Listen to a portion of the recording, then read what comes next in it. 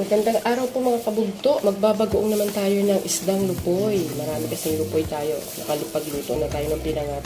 So marami pa rin natira. Nakapagbigay na tayo sa kapitbahay. Marami pa rin natira. So ang natira po ibabagoong na natin. This is my first time na gumawa ng bagoong. So ang gagawin po nating mixture is 3:1. 3 takal ng isda, 1 takal ng fish. So, tatakalin po natin itong lupoy natin kung ilang takal. Ito po yung ginamit kong takalan. Yung tasa. Right. Kahit ano pong gagamitin yung takalan, basta 3:1 po. So, tingnan po natin kung okay siya. Mayroon po kasi akong napanood na vlogger na ang ginawa niya pong mixture is 3:1. Hindi ko lang po alam sa inyo kung may ibang mixture po kayo. Pwede po kayo mag-comment. Comment down below lang po. Dalawa na po yun. Ayan. Saktong 3 cups.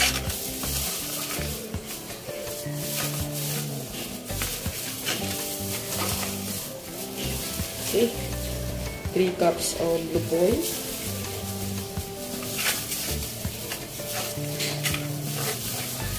Sayang.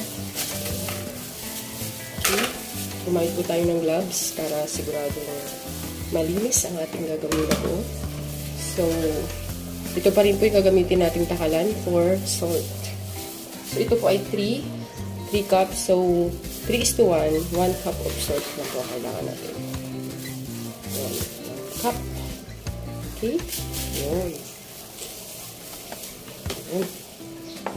So, next step po is hahaluin na po natin siya. Haluin natin.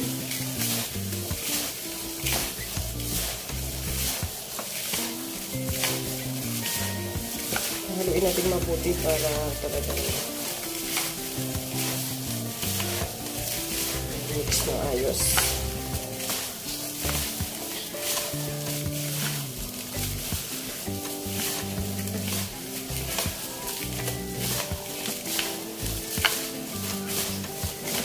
Update ko po kayo kung ilang days ko siyang malungoy. Ay, malungoy pa ang tawag doon. Yung talagang ano na siya, ma-ferment.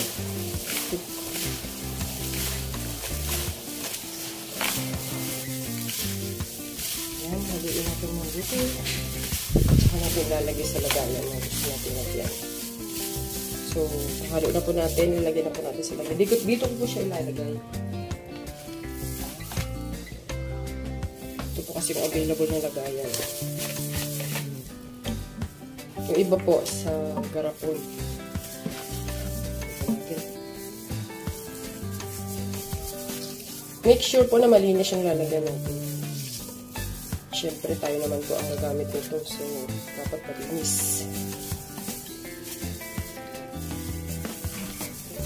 Medyo matagal lang po siyang ilagay kasi maliit yung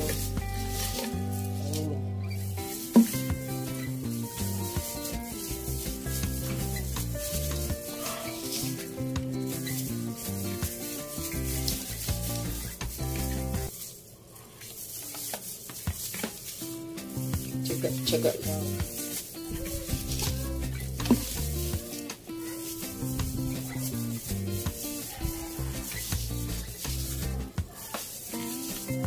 Comment down below po doon sa mixture kung ano po yung mixture na ginagawa niyo sa kahit anong isda po.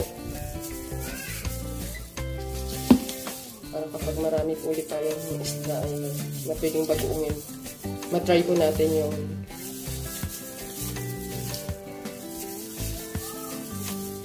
sa inyo po.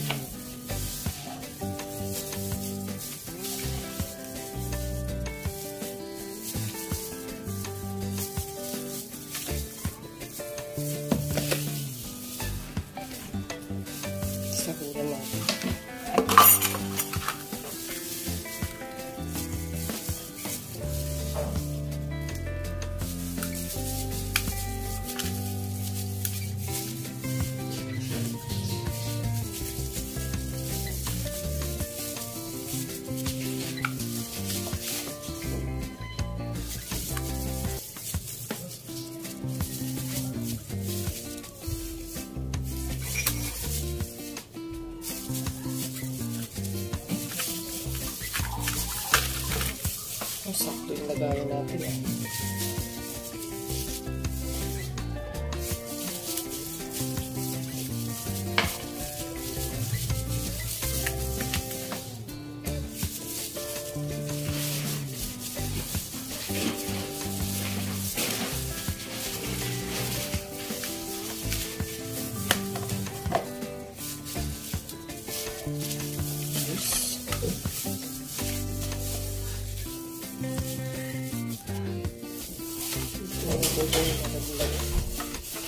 Sahod naman po siya. Okay.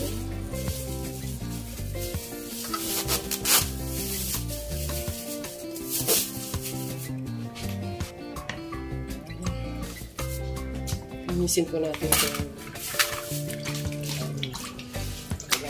siya.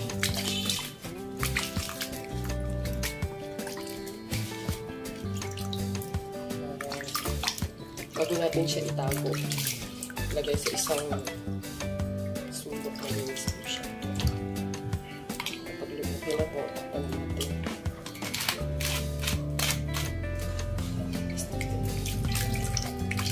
Hindi siya lang awit. Tatakpan po natin mabuti. Okay na.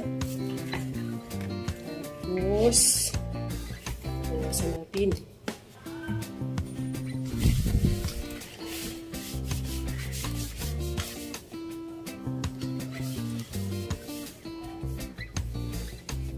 Okay na. Tatabi na po natin ito. Tatabi na natin ito sa lagayan natin. Yung asin na tatabi na natin para sa susunod na pagbabagoong natin. Meron tayong gagamitin. Okay? Thank you so much for watching po. God bless. Update ko po kayo sa susunod.